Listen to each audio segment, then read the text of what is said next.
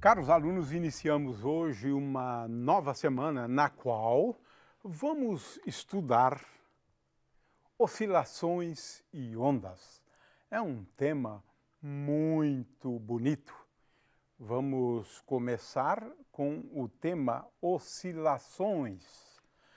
Ora, nesse caso, nós vamos abordar na aula de hoje o movimento harmônico simples, o movimento harmônico amortecido, o movimento harmônico forçado e uma introduçãozinha ao conceito de ressonância. Muito bem, vamos começar falando de movimentos periódicos. Movimentos periódicos são aqueles que se repetem a intervalos regulares de tempo e esse intervalo de tempo é conhecido como período. A Terra, por exemplo, depois de um ano, que é o período, né, ela volta para a mesma posição e tendo a mesma velocidade. E é importante entender que deve ter a mesma posição e a mesma velocidade. Para um movimento periódico, a gente define a frequência do movimento periódico e a unidade de frequência é o Hertz, ciclos por segundo. Né? Às vezes também se usa rotação por minuto, rotação por segundo, mas o fato é que F é igual ao inverso do período. Mas nós vamos falar hoje de movimentos oscilatórios, que podem ou não ser movimentos periódicos. O que são movimentos oscilatórios? Movimentos oscilatórios são aqueles para os quais existe a inversão do sentido do movimento. Ele para, o móvel para em algum ponto. Ele vai com uma velocidade, para e volta, inverte o sentido do movimento. Essa é a definição de movimento oscilatório, ele oscila, né? Ele pode ser periódico ou não. Se eu tenho um fator de amortecimento, o movimento oscilatório, né, não é periódico, né? Muito bem, aqui eu tenho um pequeno vídeo para ilustrar esse conceito, né? Para estes experimentos usaremos pesos com diferentes massas, porta-massas, um pedestal com suporte para pendurar molas e 3 molas helicoidais de aço. As molas utilizadas são de aço cujas deformações são do tipo elásticas, ou seja, uma vez esticadas, elas voltam ao tamanho original depois de cessada a força. Iniciaremos o experimento pendurando uma mola no suporte e acoplando um porta-massas a ela. Ao colocarmos uma massa de 200 gramas no porta-massas, veremos a força-peso fazendo com que a mola se deforme e se alongue. Segundo a lei do cientista inglês Robert Hooke, este alongamento da mola é proporcional à força-peso, sendo que a constante de proporcionalidade é chamada de constante elástica da mola.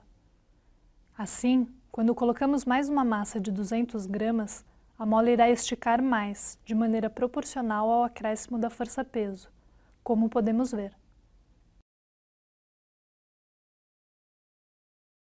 Outra característica desse sistema massa-mola é a oscilação harmônica que ela pode executar. Uma vez esticada além do seu ponto de equilíbrio, o sistema passa a oscilar com um determinado período.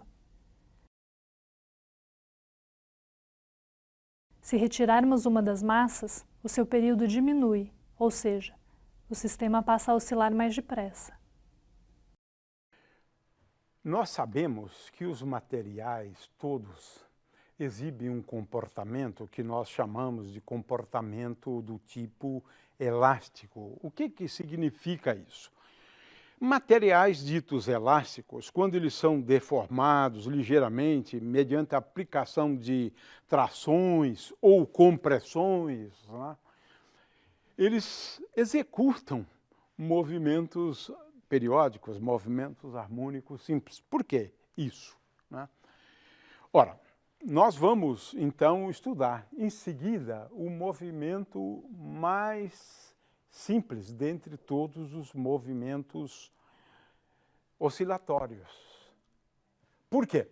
Um pêndulo, por exemplo, pode executar um movimento oscilatório que não é um movimento harmônico simples, ele é um movimento harmônico simples só para pequenas oscilações. Muito bem. Então, vamos estudar o movimento oscilatório simples, que é o movimento harmônico simples. Ele é oscilatório, né? Ele é periódico e as equações horárias envolvem as funções seno e cosseno. Daí derivando o nome harmônico. Harmônico significa isso, quando eu escrevo uma equação horária envolvendo a função seno e cosseno. Ora, aqui eu tenho o protótipo do oscilador harmônico. A gente sempre faz uso desse protótipo que acabamos de ver há pouco tempo no vídeo. Um sistema massa-mola, uma partícula de massa m presa a uma mola. X aqui indica o deslocamento a partir da posição de equilíbrio, que é basicamente a partir do comprimento natural da mola.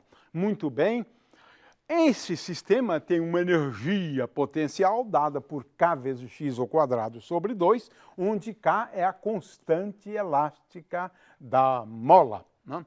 Muito bem, nós podemos então elongar esta mola, deslocando a partir do equilíbrio, trazemos até uma certa posição e soltamos, né?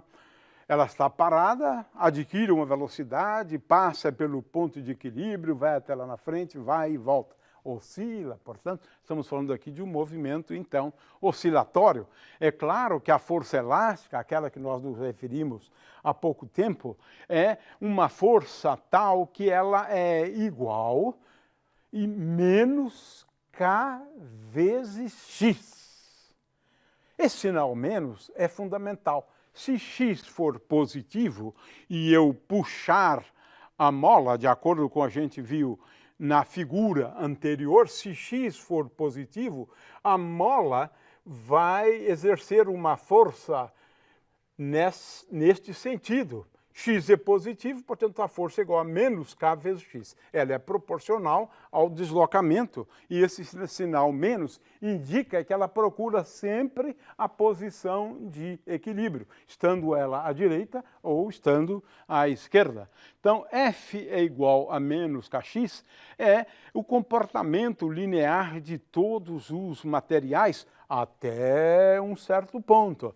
Nós temos aqui um gráfico da elongação e da força aplicada a um determinado material e até um determinado valor da elongação, né? Temos aqui um comportamento linear. Muito bem. Ora, se eu tenho uma força do tipo menos Kx, como é o caso daquele protótipo da mola, né? Então, a equação de movimento é m vezes d2x dt2 igual a menos kx. Qual o problema agora? É de determinar x como função do tempo. Eu vou dar a resposta, porque a resposta é bem simples, né? Veja só a função seno ou a função cosseno. Se eu derivar a função cosseno, eu vou obter a função menos seno. É claro que se o argumento for ômega-t, a derivada com respeito a t, aliás, aqui tem um probleminha, aqui a derivada é com respeito a t, né? Então, d cosseno ômega t dt é igual a menos ômega vezes seno ômega t.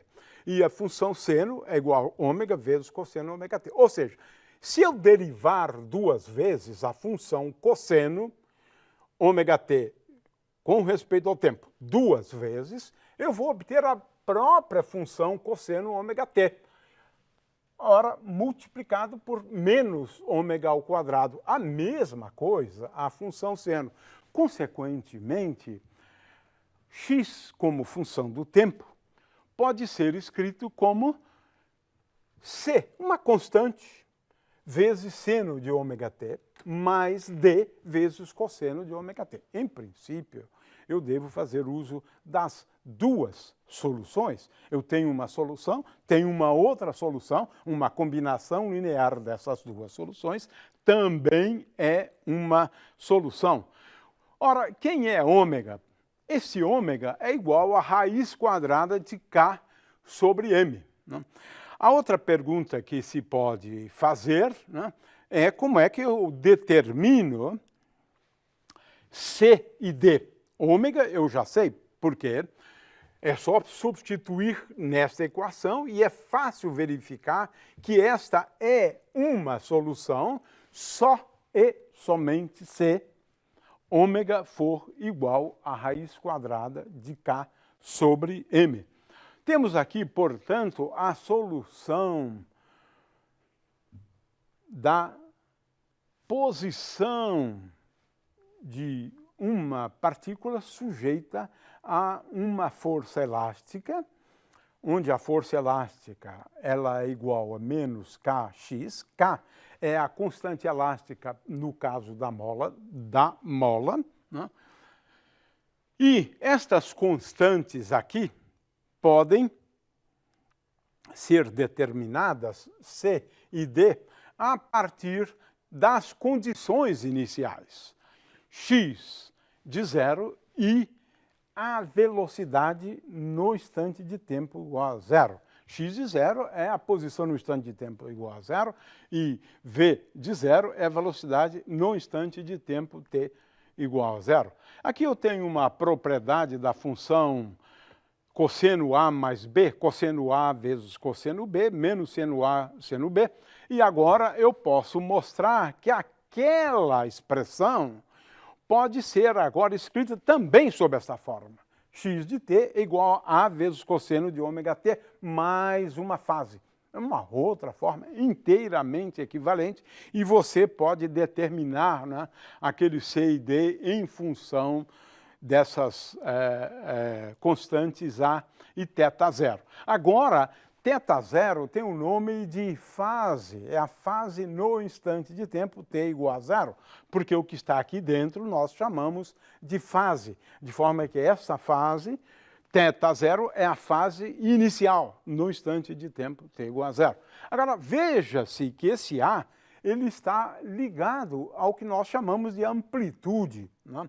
Na realidade, esse x atinge um valor máximo no ponto tal, ou para um tempo tal, que esse x máximo é igual a A, portanto, é a amplitude. É claro que ele atinge um valor mínimo igual a menos A, de forma que ele vai se movimentar entre os valores menos A e mais A. A é a amplitude e θ0 é a fase inicial. Portanto, resumindo, a solução de uma equação dessa forma, antes era x, θ agora pode ser qualquer coisa. Se eu recair nessa equação, d2θ, dt2, que é o que vai acontecer quando eu analisar o pêndulo simples, é igual a menos ômega ao quadrado θ de t. Verifiquem que essa função, θ de t, escrita sob esta forma, é a solução daquela equação, ou esta aqui, escrita sob essa forma, é a solução desta equação. No sistema massa-mola, θ, utilizamos, ao invés de θ, x, e ômega ao quadrado é igual a k sobre m. Muito bem. Então, ômega é a frequência angular, né? Estas soluções que apresentamos são soluções periódicas de período t. E não é difícil verificar, né, que são soluções periódicas. X de t mais t grande, o período, é igual a x de t, onde t é tal que t vezes ômega é igual a 2π. Ou seja, t é igual, o período é igual a 2 vezes π dividido por ômega. Ômega é a frequência angular. A frequência, né, na realidade, é igual a 1 sobre t, que é igual agora ao ômega, a frequência angular, dividido por 2π. Portanto, a frequência angular é igual a 2 vezes π vezes a frequência, onde a frequência é igual ao inverso do período. O exemplo mais típico aqui é esse de uma mola, né, na qual nós temos uma partícula de massa m presa a ela, né? Muito bem, ela pode também estar presa no teto, e isso vai fazer com que apenas o ponto de equilíbrio seja ligeiramente deslocado, mas basicamente nós chegamos às mesmas equações e podemos agora fazer uma observação a partir desse vídeo. Agora vamos pendurar duas molas idênticas, uma em cada extremidade do suporte.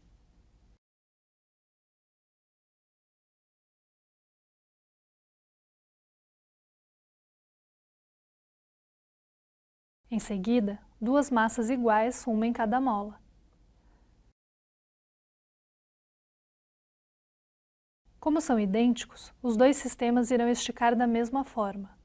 Além disso, quando postos a oscilar, irão executar o mesmo movimento harmônico com os mesmos períodos de oscilação.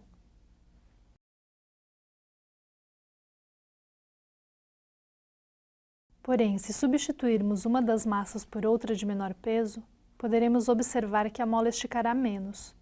Além disso, quando postas a oscilar, os períodos de oscilação agora serão bem diferentes. Para molas iguais, quanto menor a escala, menor o período de oscilação. Faremos por fim uma nova substituição, agora de uma das molas.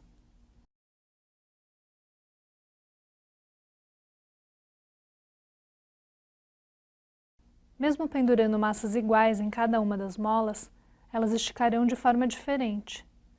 Além disso, quando postas para oscilar, os períodos também serão diferentes, pela diferença da constante elástica das molas.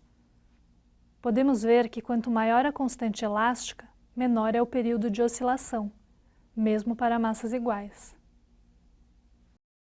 A partir de x como função do tempo, sabemos calcular a velocidade em cada instante de tempo. Como? Derivando. A derivada de x com respeito ao tempo é igual a menos a vezes ômega vezes seno de ômega t mais θ zero. A aceleração é a derivada segunda da posição da partícula, ela é igual a menos ômega quadrado vezes a vezes cosseno ômega t mais θ zero. Isso a gente pode ver aqui por esse gráfico, né? O gráfico tanto da posição quanto da velocidade.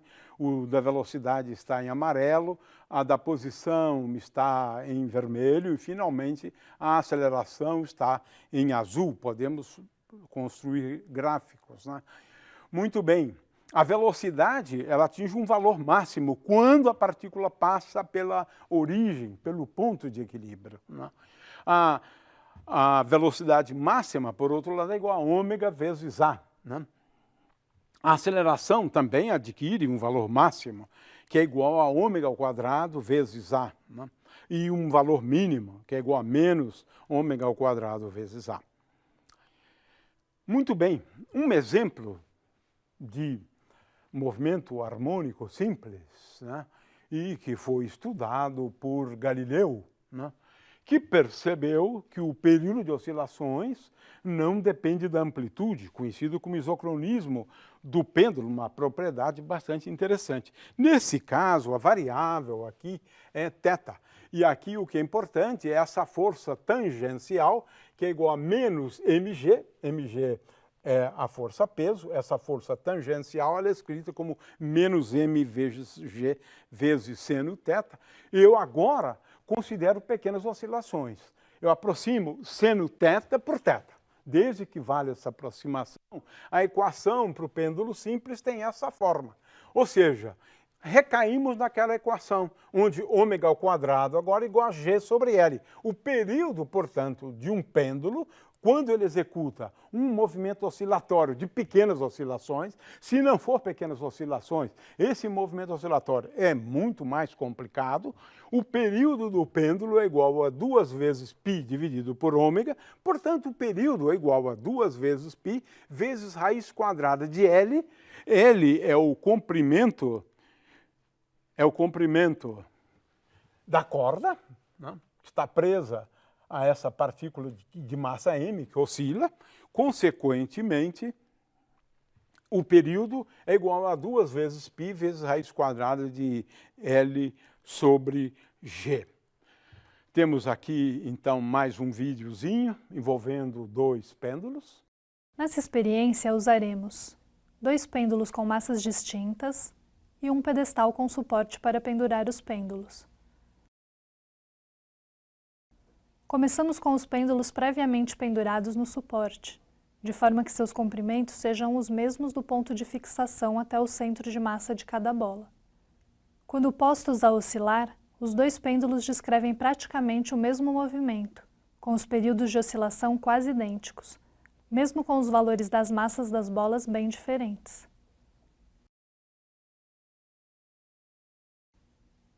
Agora, se alterarmos o comprimento dos pêndulos, quando os colocamos para oscilar, seus períodos serão distintos.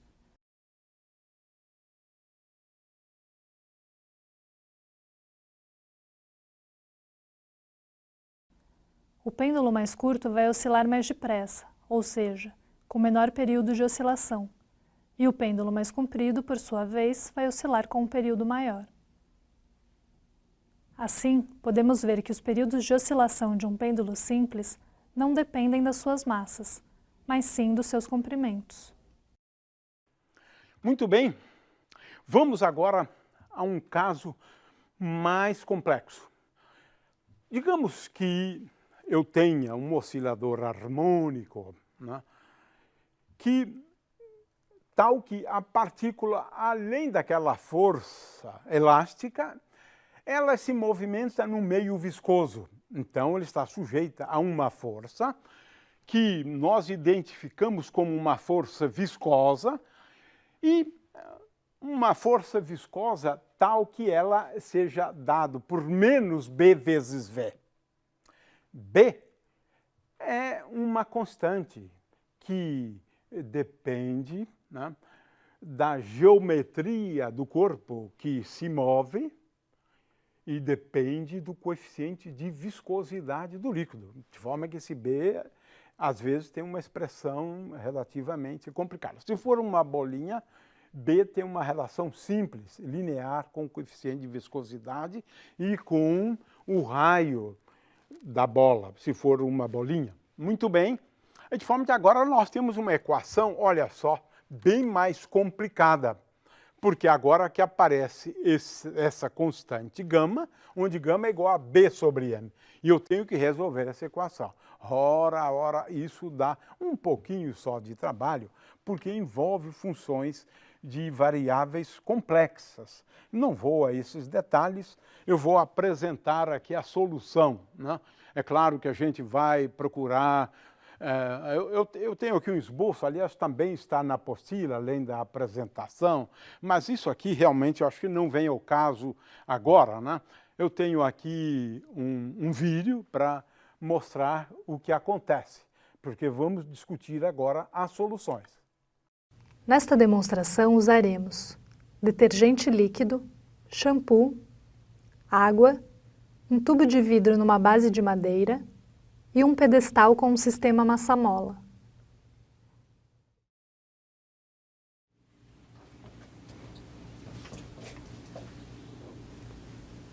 Com esse material, montaremos um sistema massa-mola na posição vertical, capaz de oscilar por muito tempo quando posto para se movimentar no ar, já que perde pouca energia a cada oscilação. O sistema comporta-se como um oscilador harmônico simples, cujo período depende dos valores da massa e da constante elástica da mola.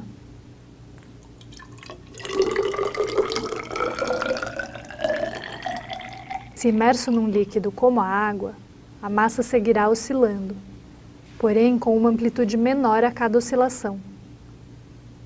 Este tipo de amortecimento é chamado de subcrítico, cuja característica é a diminuição da oscilação de forma lenta e gradual, resultando em um amortecimento fraco.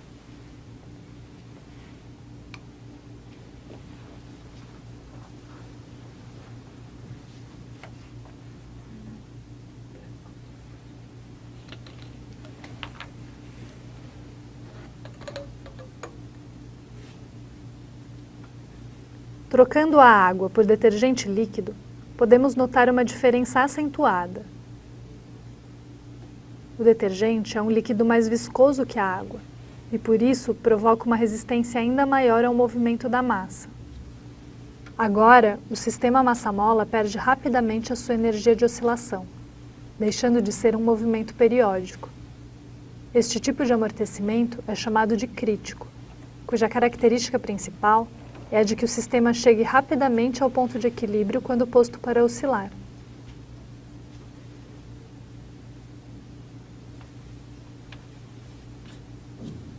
Esse sistema é ideal, por exemplo, para amortecedores de veículos em geral.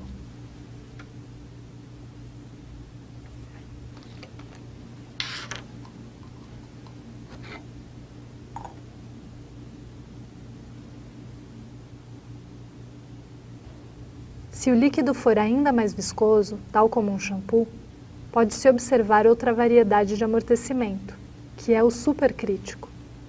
Nesta situação, o sistema se move de forma ainda mais lenta por causa da maior viscosidade. Assim, podemos ver como ele demora mais até chegar ao ponto de equilíbrio quando posto para oscilar.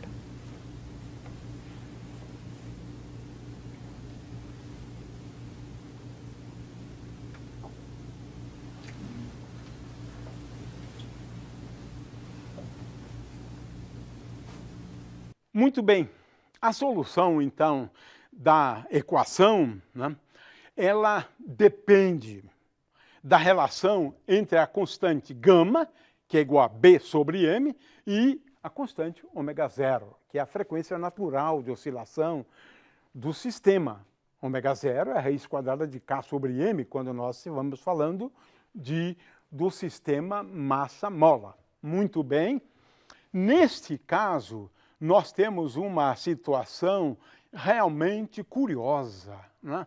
Veja, o fator de amortecimento é muito grande e, a rigor, não ocorrem as ditas oscilações nesse caso. Veja, a solução envolve sempre funções exponenciais que decrescem com o tempo, de forma que a partícula ela é abandonada a partir de um determinado ponto e ela praticamente vai parando, né, até chegar numa posição na qual a velocidade dela é igual a zero. Eu tenho como determinar também a velocidade. De forma que, nesse caso, nós temos oscilações super amortecidas. O fator de amortecimento é muito grande. De forma que, nesse caso, rigorosamente, a gente nem sequer pode falar muito de oscilações, né? Temos um outro caso, por outro lado, quando gama é igual a 2 ômega zero. É o caso de oscilações amortecidas criticamente. Nesse caso, se pode demonstrar que a solução tem essa forma aqui. Veja, A mais BT vezes E elevado a menos gama dividido menos gama vezes T sobre 2. De novo, um fator de amortecimento. E ela vai calmamente, né, diminuindo a velocidade, né, até parar, mas nesse caso também a gente não pode falar exatamente de oscilações. A gente pode falar de oscilações, a rigor, nesse caso aqui, quando gama é menor do que 2 vezes ômega zero. E eu traduzi de um outro jeito. Quando B, porque B é o que importa, que é o fator de amortecimento. Quando B é menor do que 2 vezes raiz quadrada de M vezes K, que é a mesma condição anterior, né? Ou seja, gama menor do que 2 vezes ômega zero. Agora, esse caso é mais interessante, porque, de fato, nós temos oscilações. É claro que ele vai oscilando, oscilando, oscilando, oscilando, mas veja, cada vez com uma amplitude menor. Começa com amplitude grande e vai reduzindo a amplitude. Por quê? Olha, vamos olhar aqui a solução. Veja, a solução tem um termo aqui na frente que é comum aos dois termos, que é E elevado a menos gama vezes T dividido por 2. Aqui eu tenho, nessa curva verde, o desenho dessa função, E elevado a menos gama T sobre 2. De forma que tenho aqui uma amplitude que decresce com o tempo. E é claro que também oscila. Veja, não é um movimento periódico, não é periódico.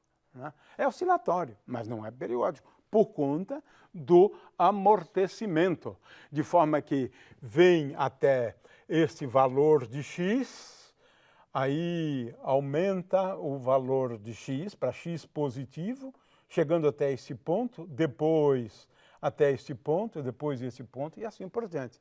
Veja, é esse tipo de movimento, onde ele vai, à medida que o tempo passa, parando, mas ele oscila. Oscila nesse caso no qual o fator de amortecimento não é muito grande, ou seja, o efeito da força viscosa não é muito grande. Né?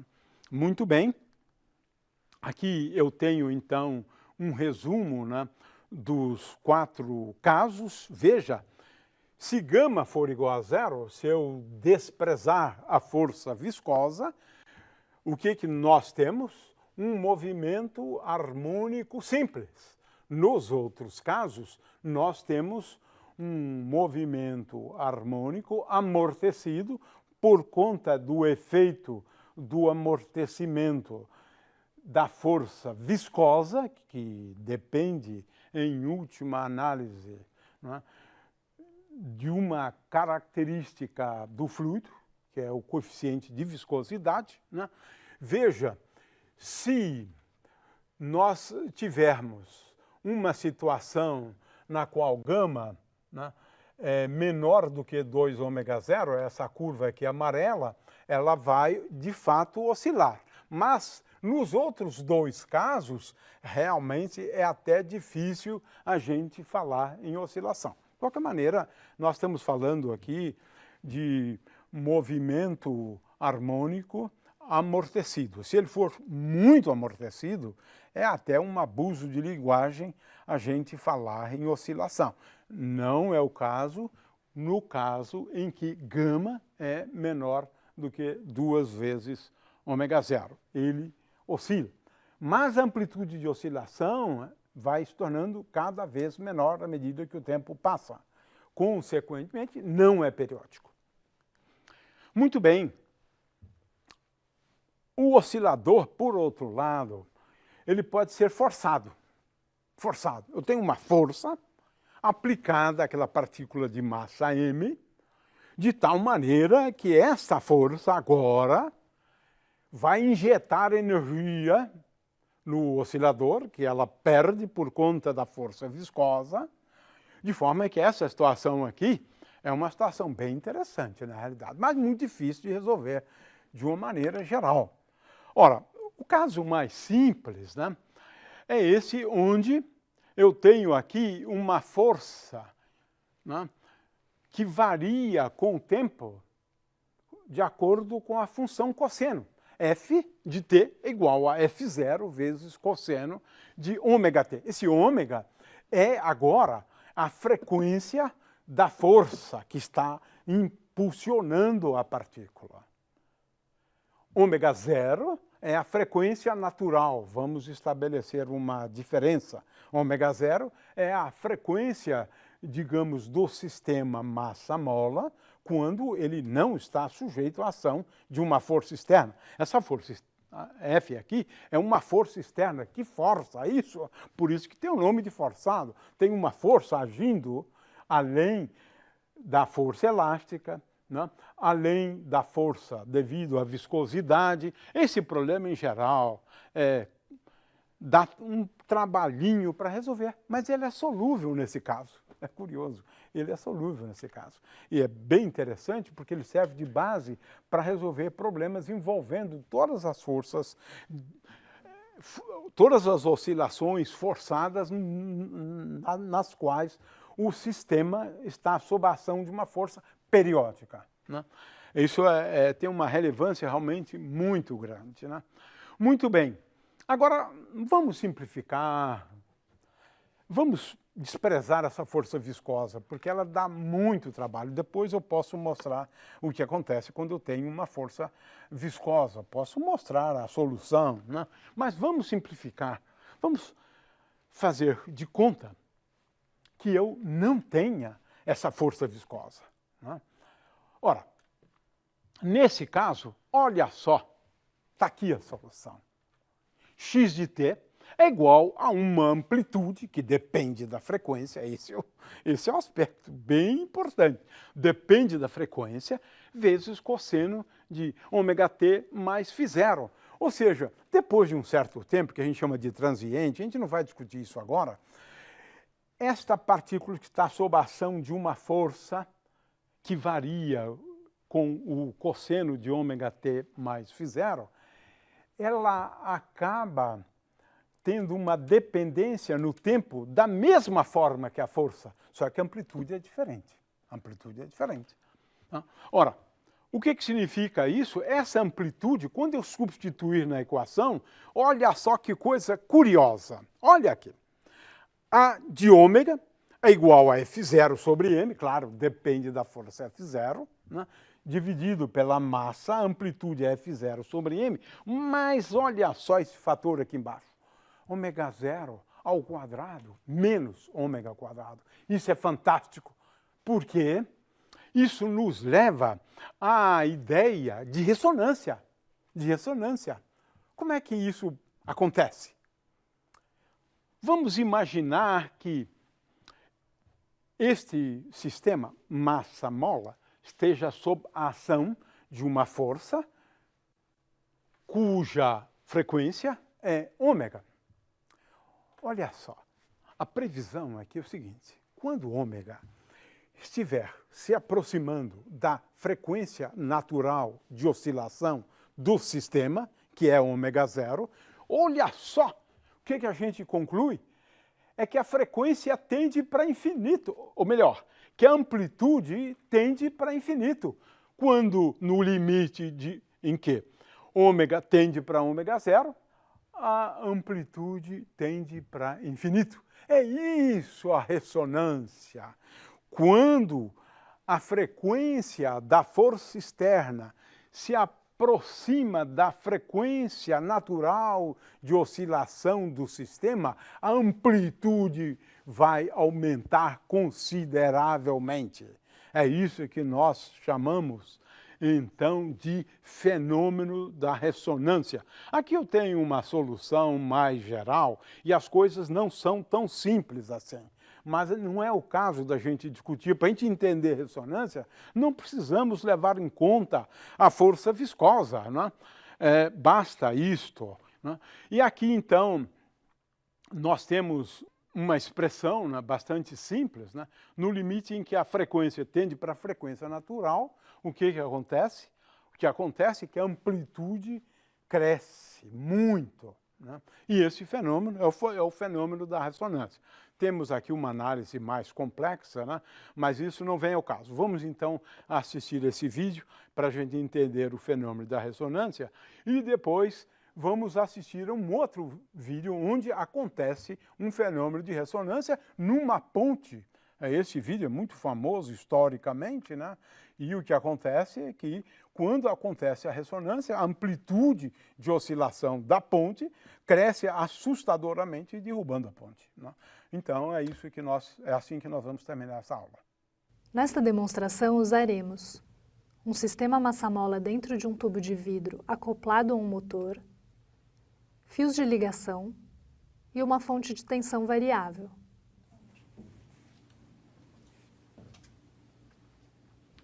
Por meio dos fios de ligação, os terminais da fonte são ligados ao motor.